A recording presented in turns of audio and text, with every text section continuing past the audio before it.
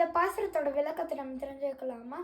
புள்ளும் சீலம்பினக்கான் புல்லரையன் கோயிலில்.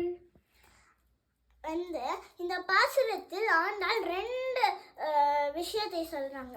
ஃபர்ஸ்ட் அவங்களோட தோழிகளை எழுப்புறார்கள்.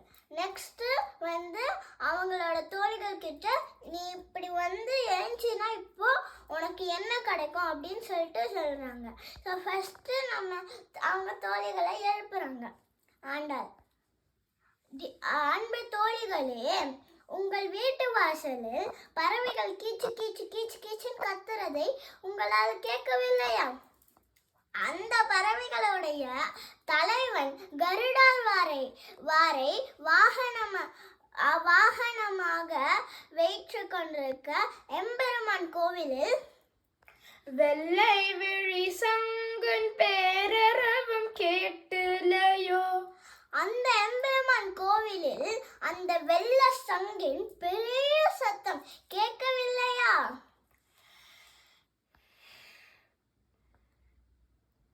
பிள்ளாய் எழுந்திராய் பேய் முல்லை நஞ்சென்று கள்ள சக்கட்டம் கரிய காலோச்சி.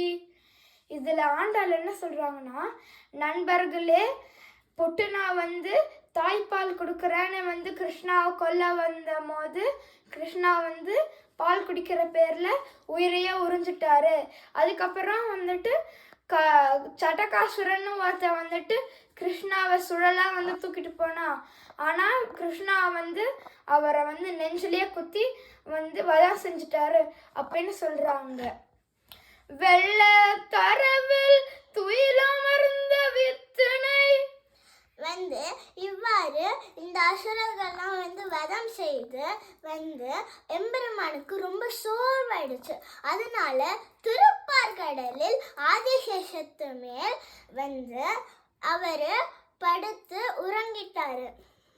உள்ளத்து கொண்டு முனிவர்களும் யோகிகளும் இந்த அரங்கநாதரை எப்பொழுதும் மனதுக்குள் வைத்திருக்கிற முனிவர்களும் யோகிகளும் மெல்ல எழுந்து அரியன்ற பேரரவம் அடிக்காலே மெல்ல எழுந்து ஹரி ஹரி ஹரி என்ற தியானம் செய்த பெரிய சத்தம் உள்ளம் புகுந்து குளிர்ந்தேலோரம்பாவாய்.